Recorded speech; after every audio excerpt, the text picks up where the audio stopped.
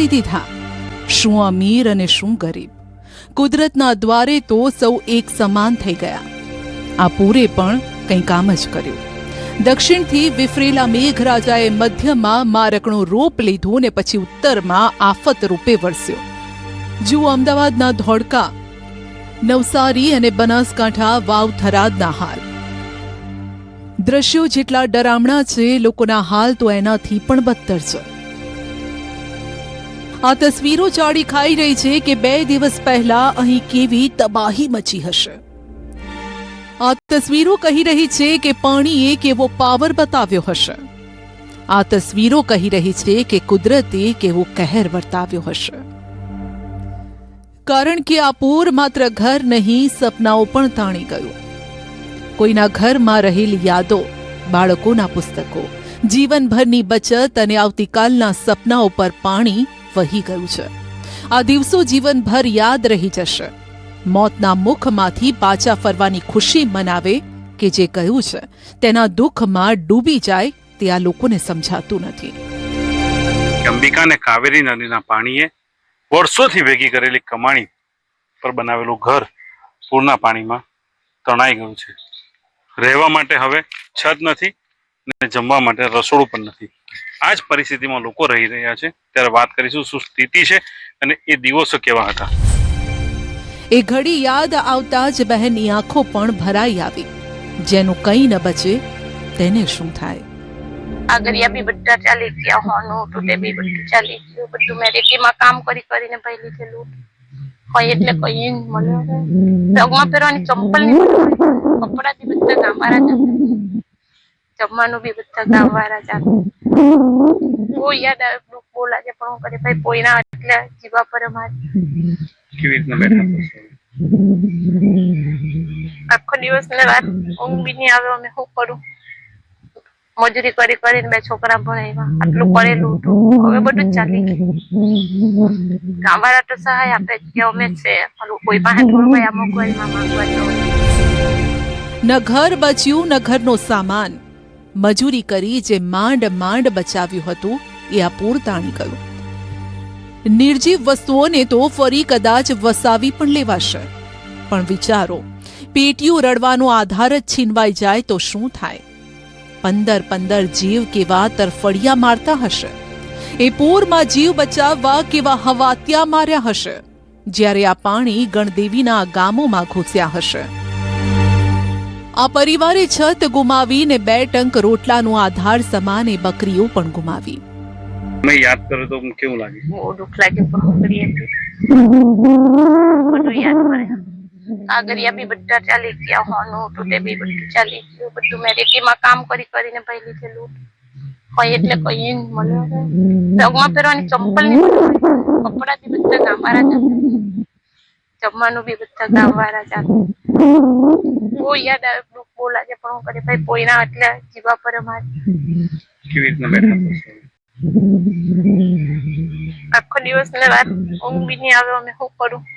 આ જે વિસ્તાર છે એ ગણદેવી તાલુકાનું ભઠા ગામ પંચાયતનું ગોલ ફળિયું છે અને ત્યાં નદી કિનારે આવેલું આ ઘર પાણીમાં સંપૂર્ણ નાશ થઈ ચૂક્યું છે.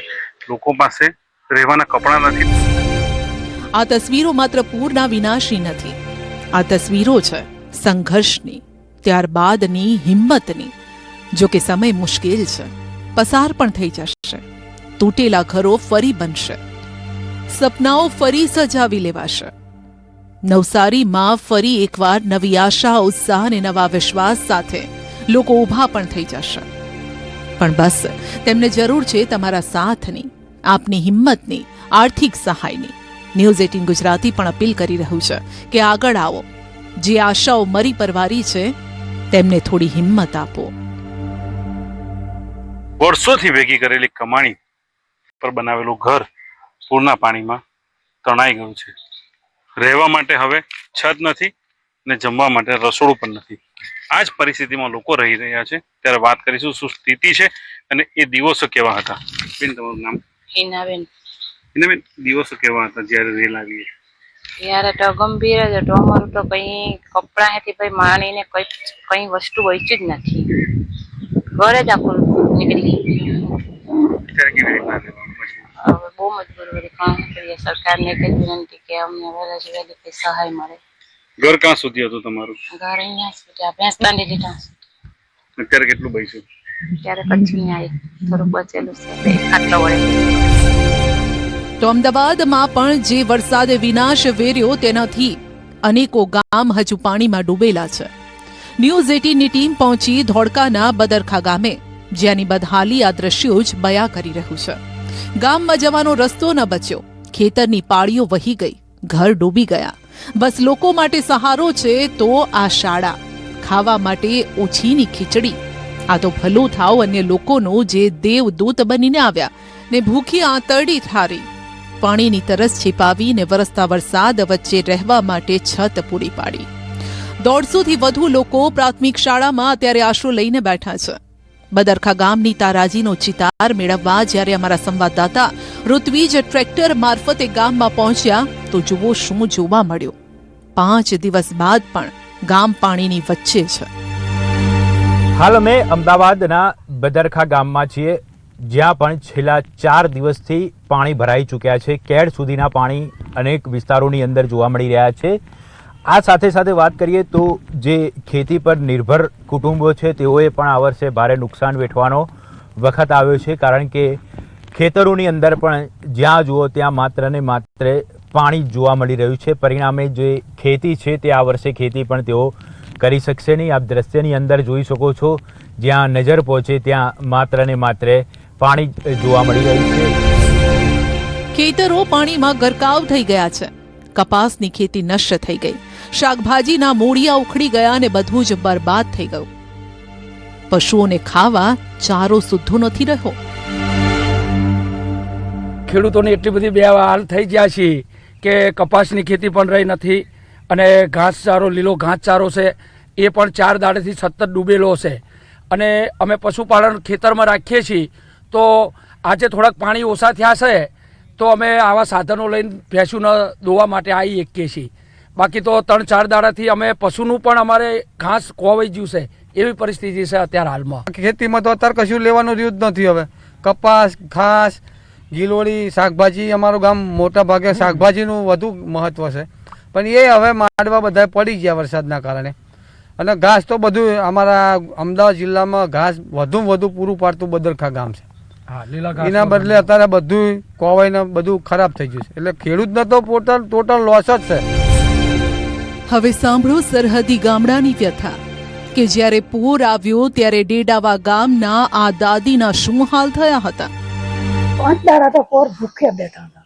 ખરેખર નો હાથે ભાત બનાવી 4-5 દિવસ ખાધા, 4-5 દિવસ 2 દી ભૂખે રહ્યો. અને એવી રીતે અમે 15 દિવસ તો એવા કાઢ્યા. અમે તો પાછા અમે ડોહન તો બે બારો કાઢ્યા હતા. તો કે રોડમાં જ બેહો, મારે ગુડ્યું પાણી આવ્યું હતું.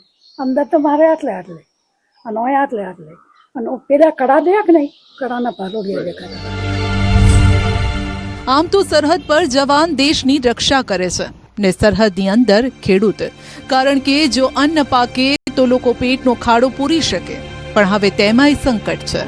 વાવથરા જિલ્લાના છેવાડે ભારત પાકિસ્તાન સરહદ નજીક આવેલા ડેડાવા ગામની વ્યથા કહો, કુદરતનો માર કે તંત્રની ઉદાસીનતા, બધું જ આ પાણીમાં ધોવાઈ ગયું છે. આ ખેડૂતે ગયા વર્ષે ખેતર કોરું રાખ્યું, આ વર્ષે થોડી આશા સાથે રોપણી કરી, પણ એ આ પૂરમાં ધોવાઈ ગઈ. સ્થિતિ એવી છે કે ઘરમાંથી બહાર નીકળી શકતા નથી. ખેતરને દીઠે દિવસો વીતી ગયા. ખેતરમાં ત્યાં કશું છે જ નહીં સાહેબ. પાણી ભરાઈ ગયું, થોડું ઘણું વાયું તું એ હવે ના રહે. અને હવે આ દિવાળી સુધી કોઈ થાય પણ નહીં. જમીનને ખાર આવી ગયો એટલે પાણી સૂહતું નથી અને પાણીમાંથી જાતું નથી ને વવાતું નથી. ગઈ સાલ મારે ખેતી જ નથી મેં કરી, કારણ કે મૂકીને આવ્યો હતો બધું વાવેતર એડા બેડા બધું જાતું હતું. આ સાલ બધું તૈયાર કરીને મેલ્યું હતું, પણ એ અત્યારે કોઈ પણ હાથમાં ના આવે. આ દ્રશ્યો કોઈ નદી કે તળાવના નથી. આ દ્રશ્યો છે વાવથરાદના છેવાડાના ગામ ડેડાવાના. છેલ્લા 10 વર્ષથી ગામમાં દર વર્ષે આ સ્થિતિ પેદા થાય છે. આ વખતના પૂરે તો 3 દિવસ આ લોકોને અનાજનો દાણો નસીબ ન કરાવ્યો. વિચારો કેવી કરુણતા કે જે અનાજ પકવે તેને જ અનાજથી દૂર કરી દીધો. અનાજ પલળી ગયું, ઊંઘવાના ગોદડા ગાદલા પણ પાણીમાં ભીના થઈ ગયા. ઘરમાંથી પાણી તો જેમ તેમ કરીને કાઢ્યું, પણ ઘરની બહાર ચારે તરફ હજુ પણ પાણીનું રાજ છે. ખેતરોમાં તો એટલા પાણી કે દિવાળી સુધી નીકળે તેમ નથી. દુઃખની વાત તો એ છે કે માત્ર માણસો જ નહીં, અબોલ પશુઓ પણ મુશ્કેલીમાં છે.